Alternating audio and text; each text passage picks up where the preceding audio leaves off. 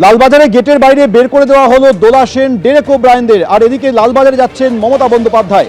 এর আগে আজ পদ্মপুকুরে উত্তেজনা তৈরি হয়, কালীঘাট তৃণমূলের সঙ্গে পুলিশের বচসা। সেখান থেকে কুণাল ঘোষ এবং বৈষ্ণব চট্টোপাধ্যায়কে গ্রেপ্তার করা হয়।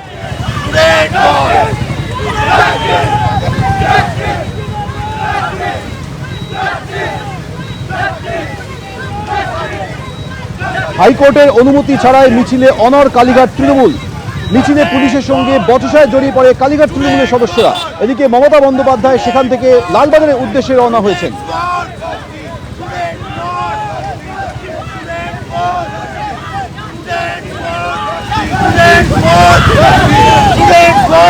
পদ্মপুকুরে কালীঘাট তৃণমূলের মিছিলে যখন উত্তেজনা চলছে, সেই সময় আসেন মমতা বন্দ্যোপাধ্যায়। তার আগে মিছিলে গ্রেপ্তার করা হয় কুণাল ঘোষ এবং বৈষ্ণব চট্টোপাধ্যায়কে। পুলিশের তরফে প্রথমে না এবং হাইকোর্টেও তারপর যায় কালীঘাট তৃণমূল, কিন্তু সেখানেও হাইকোর্ট থেকে মিছিলের অনুমতি দেওয়া হয়নি। তারপর লালবাজারের দিকে যাচ্ছেন মমতা বন্দ্যোপাধ্যায়। অন্যদিকে কুণাল ঘোষ এবং বৈষ্ণব চট্টোপাধ্যায়কে পদ্মপুকুরের মিছিল থেকে গ্রেপ্তার করা হয়।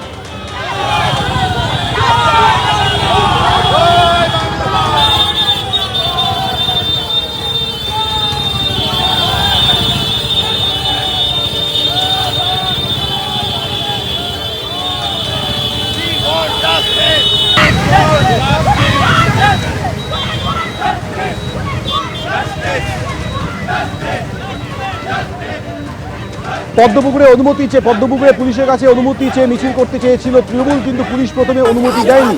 এরপর কলকাতা হাইকোর্টের দ্বারস্থ হয় কালীঘাট তৃণমূল, কিন্তু কলকাতা হাইকোর্ট থেকেও অনুমতি দেওয়া হয়নি।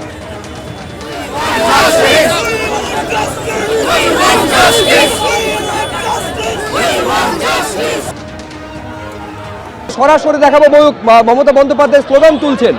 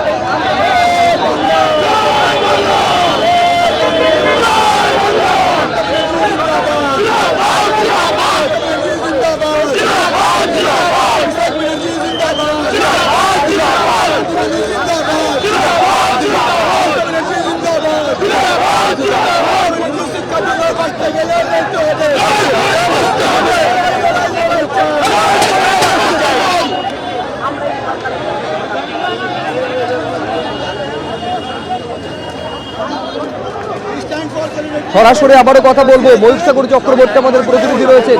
কিছুক্ষণ আগে ময়ূখ, তুমি আমাদের জানাচ্ছিলে যে মমতা বন্দ্যোপাধ্যায় সেখান থেকে নিজের গাড়িতে উঠছেন, কিন্তু এখন তো দেখা যাচ্ছে এখনো মমতা বন্দ্যোপাধ্যায় এবং কালীঘাট তৃণমূল সেখানে জমায়েত করে রয়েছে।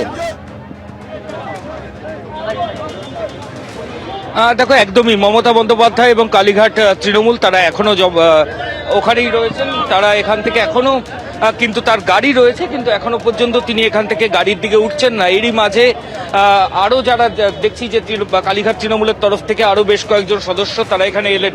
পুলিশের তরফ থেকে দেখো বারবার যেটা বলা হচ্ছে যে কলকাতা হাইকোর্টের যে নির্দিষ্ট অর্ডার রয়েছে সেটা যাতে কমপ্লাই করা হয়, সেটা যাতে মানা হয়। আজকের কর্মসূচি কিন্তু হাইকোর্টের তরফ থেকে অনুমতি দেওয়া হয়নি, কিন্তু কোনো জমায়েত এখানে আজকে অ্যালাও নয়। এই জমায়েতের ইন্ধন দেওয়ার জন্যই কুণাল ঘোষকে কিছুক্ষণ আগে পুলিশ অ্যারেস্ট করেছে, বৈশ্বনাথ চ্যাটার্জিকে এখান থেকে নিয়ে গেছে পুলিশ আধিকারিকরা। কিন্তু তারই মাঝে প্রাক্তন মুখ্যমন্ত্রী মমতা বন্দ্যোপাধ্যায় তিনি আবার এখানে চলে এলেন, এবং কিন্তু তার মাঝে একের পর এক তৃণমূল কর্মী তাদেরকে দেখতে পাচ্ছি আমরা এখান থেকে সরিয়ে দেওয়া হচ্ছে, কারণ পরিষ্কার পুলিশের তরফ থেকে বলা হচ্ছে যে হাইকোর্টের অনুমতি নেই। তারা কেন এখানে দাঁড়িয়ে জমায়েত করছেন? কার্যত প্রায় 40 মিনিটের কাছাকাছি সিআইটি রোড সম্পূর্ণ অবরুদ্ধ হয়ে রয়েছে। পুলিশের তরফ থেকে পরিষ্কার বলা হচ্ছে যে যেহেতু রাস্তা অবরুদ্ধ, মহামান্য কলকাতা হাইকোর্টের নির্দেশ নেই, কিন্তু তারপরে কি করে এই জমায়েত রয়েছে। কিন্তু মমতা বন্দ্যোপাধ্যায় তিনি এখনো ওখানেই রয়েছেন। ডেরেক ওব্রায়েন এবং দোলা সেনকেও আমরা তার পাশে দেখতে পাচ্ছি। তিনি তার দলের যারা কর্মী তাদের সাথে কথা বলছেন। আমরা একটু কি কথা বলছেন মমতা বন্দ্যোপাধ্যায় শোনার চেষ্টা করব। দিদি, আমাদের হাত থেকে বেচাটাকে টেনে নিয়ে গেছে পুলিশ। দাঁড়াও দিদি, সব জানে, দিদি সব জানে। ছাড়ো এই সব তৃণমূলের কথা, মনে নিতে হবে। মনে শক্তি রাখো। একদম দিদি, গাড়ির এরই মাঝে দেখছি যে গাড়ির দিকে এগোচ্ছেন মমতা বন্দ্যোপাধ্যায়, তিনি গাড়ির দিকে এগিয়ে যাচ্ছেন। আমরা আবার তার সাথে কথা বলার চেষ্টা করব। কুণাল ঘোষকে এখান থেকে অ্যারেস্ট করে নিয়ে যাওয়ার পর এখানে আসেন মমতা বন্দ্যোপাধ্যায় সরাসরি এই মুহূর্তে যে ছবি আমরা দেখাচ্ছি, যে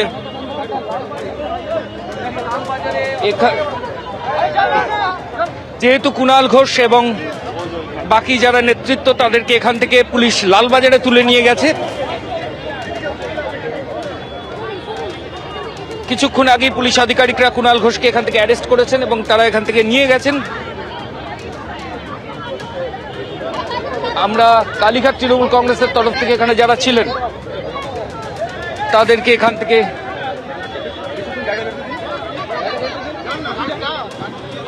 থেকে সরানোর প্রক্রিয়া পুলিশের তরফ থেকে করা হচ্ছে।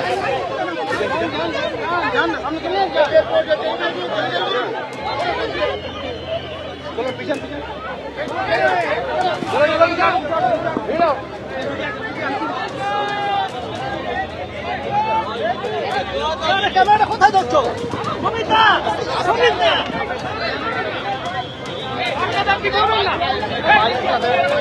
এবিপি আনন্দ এগিয়ে থাকে, এগিয়ে রাখে।